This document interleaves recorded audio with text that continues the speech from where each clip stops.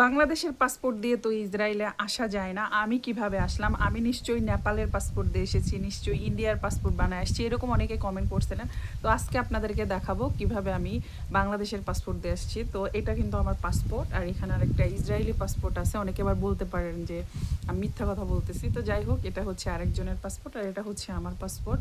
এই যে দেখাচ্ছি, দেখেন এই যে আমার পাসপোর্টের সব নাম, ঠিকানা সব কিছু কিন্তু এখানে আছে।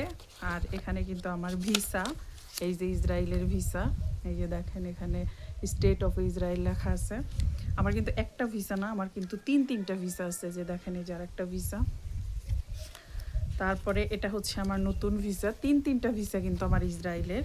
এবং লাস্ট ভিসাটা আমি পেয়েছি হচ্ছে B1 visa, that means business visa. এটা দিয়ে আমি চাইলে জবও করতে পারবো, চাইলে এখানে কিন্তু বিজনেসও করতে পারবো বা যে কোনো কিছু করতে পারবো।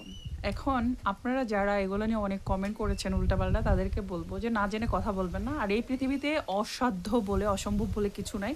আর আমি মৌ সুলতানা অসম্ভবকে সম্ভব করতে পারি। অন্য একটা ভিডিওতে আপনাদেরকে জানিয়ে দিব আমি কিভাবে এসেছিলাম এবং এখানে বাংলাদেশিদের কী পরিমাণে সম্ভাবনা রয়েছে।